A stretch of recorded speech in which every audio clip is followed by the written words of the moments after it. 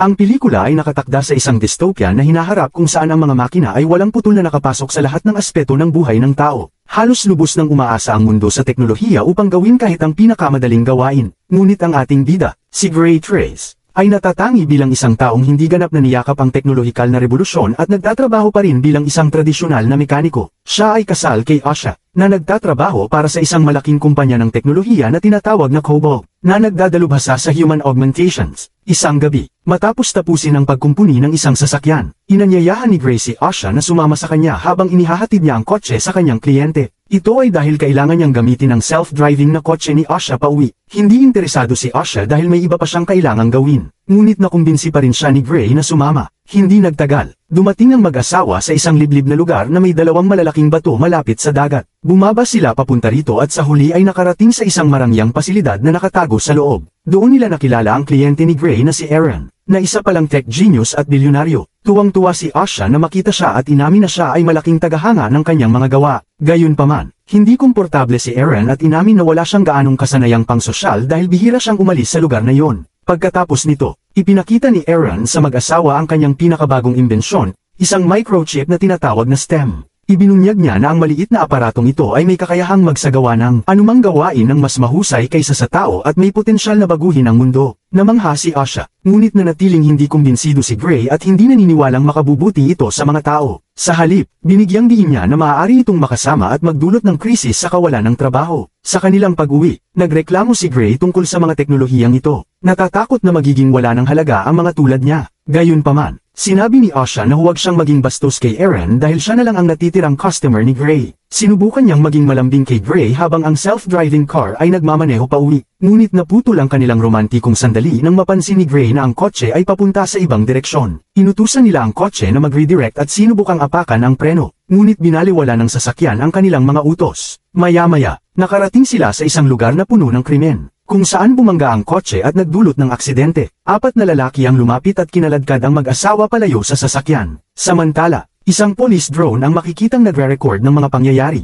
Nakiusap si Gray para sa awa at nag-alok pa ng pera. Ngunit si Frisk, isa sa mga lalaki, ay nagsimulang tumawa. Nilapitan niya si Asha at sinabi na kinamumuhian niya ang mga taong tulad niya bago siya barilin sa dibdib. Sinubukan ni Gray na lumaban, ngunit binaril din siya ni Frisk, na nag-iwan sa kanya ng ganap na paralisado. Pagkatapos nito, umalis ang mga salarin habang walang magawa si Gray kundi panoorin ang pagkamatay ng kanyang asawa. Pagkatapos ng 3 buwan, ipinakita si Gray na nananatiling paralisado sa ospital. Dumating ang kanyang ina upang dalhin siya pauwi gamit ang wheelchair, at naglagay ng mga bagong makina sa kanilang bahay upang matulungan siya. Ngunit labis na nagdadalamhati si Gray sa pagkamatay ng kanyang asawa at nahihirapang makamove on. Kalaunan, siya at ang kanyang ina ay bumisita sa himpilan ng pulisya, kung saan nakilala nila si Detective Cortez. Nagtanong si Gray tungkol sa mga pumatay sa kanyang asawa, ngunit inihayag ni Cortez na wala pang progreso sa kaso.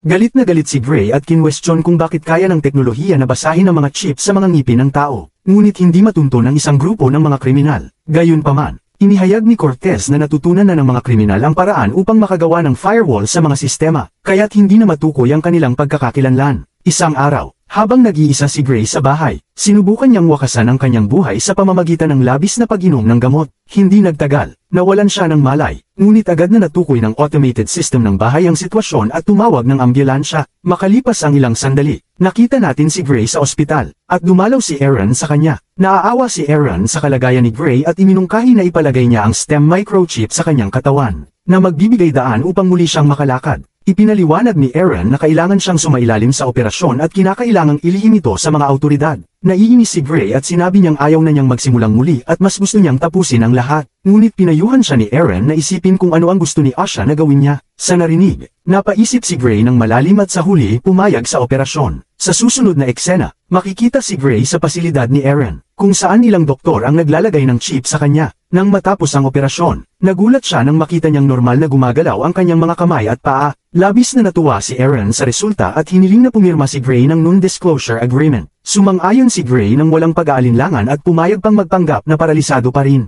Pag-uwi ni Gray, nakatanggap siya ng isang parsela mula kay Detective Cortez na naglalaman ng ebidensyang may kaugnayan sa kaso. Ito ay footage mula sa drone na nag-record ng pagkamatay ng kanyang asawa. Pagkatapos mapanood ang video, nakaramdam ng kaba si Gray at uminom ng alak. Ilang sandali, bigla siyang nakarinig ng boses na nagsasalita sa kanya. Ipinakilala ng boses ang sarili bilang STEM, na ikinagulat ng ating bida. Akala niya ay nasisiraan na siya ng bait, ngunit tiniyak ng STEM na hindi yun totoo. Ipinaliwanag din ng AI na si Gray lamang ang nakakarinig ng boses dahil sa komunikasyon sa pamamagitan ng vibration sa kanyang eardrum. Pagkatapos nito, itinuro ng STEM ang ilang kakaibang detalye sa drone footage. Napag-alaman na walang baril ang mga salarin at binaril si Asha gamit ang augmented na mga kamay. Napansin din ng STEM ang isang tattoo sa palso ng isa sa mga lalaki, na lumalabas na isang military barcode. I-scan ng AI ang barcode at agad na nakilala ang salarin, isang marine na nagngangalang Sir Brentner. Nais ni Gray na ipagbigay alam ito kay Cortez, ngunit pinigilan siya ng STEM. Sinasabing hindi sapat na ebidensya ang tattoo. Sa halip, iminungkahi ng AI na personal na puntahan ni Gray si Sir upang malaman ang katotohanan. Sa susunod na eksena, dumating si Gray sa tirahan ni Sir at pumasok ng palihim sa bahay.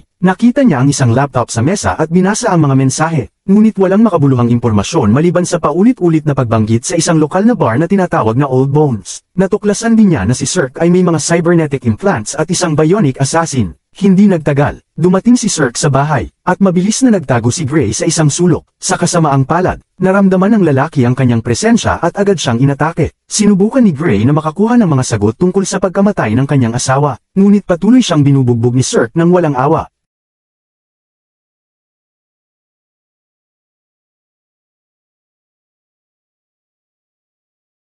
Sa oras na parang mamamatay na si Gray, tinawag niya ang STEM para tulungan siya. Agad na kinontrol ng AI ang kanyang katawan at pinatay si Sir sa isang kakilakilabot na paraan. Pagkatapos nito, ibinalik kay Gray ang kontrol sa kanyang katawan, at labis siyang natakot sa kanyang ginawa. Nagsuka siya sa lababo, ngunit pinilit siya ng walang awang AI na burahin ang kanyang mga bakas bago dumating ang mga pulis. Maya-maya, isang medical examiner at si Detective Cortez ang nagsiyasat sa bangkay ni Sir sa morgue. Natuklasan nilang maraming mga implant si Sir, kabilang ang isang battle barrel na nakabaon sa kanyang kaliwang kamay. Pagkatapos, ibinunyag ng medical examiner na nakakita sila ng bakas ng sapatos na may lumang langis ng makina sa bahay ni Sir. Ikinagulat ito ng detective at ipinagpalagay niyang isang mekaniko ang may gawa nito. Sa ibang eksena, dumating si Gray sa bahay ni Aaron para sa isang routine check-up, ngunit galit na galit si Aaron. Ipinabatid niya kay Gray na sinusubaybayan niya ang kanyang mga galaw at natuklasan niyang pumatay siya ng tao ngayong araw. Inakusahan siya ni Aaron ng maling paggamit ng kanyang teknolohiya at pinaalalahanan siya tungkol sa non-disclosure agreement. Sa kanyang tugon, sinumbatan din ni Gray si Aaron dahil hindi sinabi na kaya palang makipag-usap ng STEM sa mga tao. Nagulat si Aaron at pinayuhan lang si Gray na mag-ingat sa paggamit ng AI. Samantala, nire-review ni Cortez ang footage ng drone sa labas ng bahay ni Sir at laking gulat nang makita si Gray sa wheelchair. Kalaunan, binisita siya ng detective at ipinaalam sa kanya ang pagkamatay ni Sir,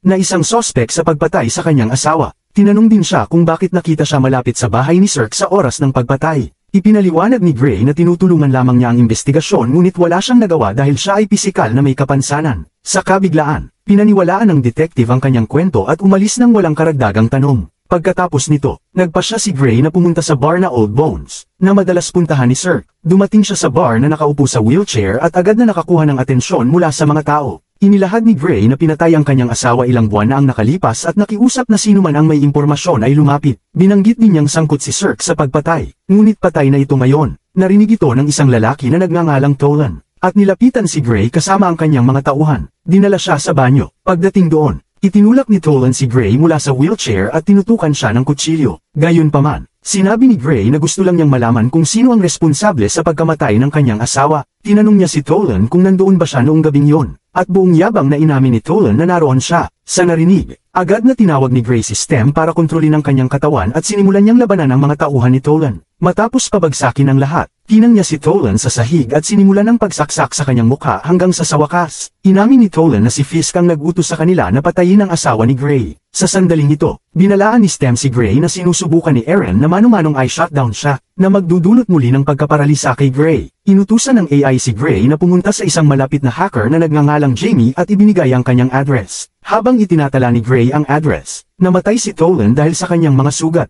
Iniwan ni Gray ang kanyang wheelchair sa labas ng bar at nagsimulang tumakbo papunta sa gusali ni Jamie. Habang papunta siya, unti-unting nawawala ng control system sa katawan niya, kaya't nanghihina siya. Samantala, sa loob ng bar, Natagpuan ni Fisk at ng kanyang tauhan ang patay na si Tolan. Sinuri ni Fisk ang mga mata ng patay na tao at nalaman kung sino ang salarin. Hindi nagtagal, dumating si Gray sa apartment ni Jamie at hiniling na alisin ang input guard ni STEM. Napag-alaman na ang input guard ay bahagi ng programang pumipigil sa AI na gumana ng mag-isa. Kapag tinanggal ito, hindi na maitu-turn off ni Aaron si STEM mula sa malayo. Matagumpay na inalis ni Jamie ang input guard ngunit ipinahayag na aabuti ng ilang oras bago mag-restart ang sistema. Bigla, nakita niya sa surveillance camera na papasok na sa kanyang apartment sina Fisk at ang kanyang kasama, kaya't nagpasya siyang tumakas. Di nagtagal, dumating ang mga kalaban upang hulihin si Gray, at kasabay nito, dumating din ang security team ni Aaron. Mukhang mamamatay na si Gray at makakasama na ang kanyang asawa sa langit, ngunit sa huling sandali, muling nagkakaroon ng control system. Bumangon si Gray at tumakbo papunta sa rooftop, sinundan siya ng tauhan ni Fisk, habang si Fisk naman ay nanatili upang labanan ng security team ni Aaron sa elevator. Sa rooftop, inatake si Gray ng tauhan, at nagkaroon ng matinding labanan sa pagitan nila. Sa huli, pinasabog ni Gray ang ulo ng tauhan gamit ang sariling bionic arm gun ng kalaban at nakatakas siya. Sa susunod na eksena, umuwi si Gray na nababalutan ng dugo, at nagulat ang kanyang ina nang makita siyang naglalakad. Sa wakas, sinabi niya sa kanyang ina ang katotohanan tungkol kay STEM at nakiusap na panatilihing lihim ito. Dumating din si Detective Cortez sa bahay pagkatapos, na sinasabing natagpuan niya ang wheelchair ni Gray sa bar kung saan pinatay ang ilang tao. Tinanong siya kung ano ang nangyari, at nagsinungaling si Gray na sinundan niya ang isang tao sa bar ngunit binugbog at pinahirapan siya. Sa kabutihang palad, nakatakas siya sa isang taxi at nakauwi. Nagpanggap na naniwala si Cortez sa kanyang kwento, ngunit sa loob-loob niya, alam niyang may kakaiba, kaya, palihim niyang iniwan ang isang audio transmitter sa bulsa ng coat ni Gray bago umalis. Pagkatapos, sinabi ni Gray na gusto na niyang itigil ang kanilang pagpatay, ngunit iginiit ni STEM na patayin si Fisk. Ibinunyag nito na natagpuan na nito ang address ni Fisk, at maaari nilang tapusin siya ngayon. Tumanggi si Gray, ngunit ipinaliwanag ng AI na hindi na nito kailangan ng pahintulot mula kay Gray upang kontrolin ang kanyang katawan. Lumabas na ang pagtanggal ng input guard ay hindi lamang naghiwalay kay STEM kay Aaron kundi nagbigay din dito ng kalayaan, na nagpapahintulot dito na gawin ang anumang nais nito. Inirason ni STEM na kung hindi sila kikilos, si Fisk ang maghahanap kay Gray at papatayin siya, wala nang ibang magawa, kaya't labag man sa loob niya. Pumayag si Gray sa plano ng AI at umalis ng bahay. Samantala, narinig ni Detective Cortez ang pag-uusap at nagpasya siyang sundan si Gray. Habang nagmamaneho, natuklasan ni Gray ang listening device sa kanyang bulsa at napansin niyang sinusundan siya ni Cortez. Sinubukang i-hack ni STEM ang kotse ng detective ngunit nabigo dahil mechanical ito. Gayunpaman, matagumpay nitong nahak ang isa sa mga electric car sa highway at pinabangga ito sa kotse ng detective. Nagdulot ito ng maliit na aksidente, na nagbigay daan kay Gray upang makatakas.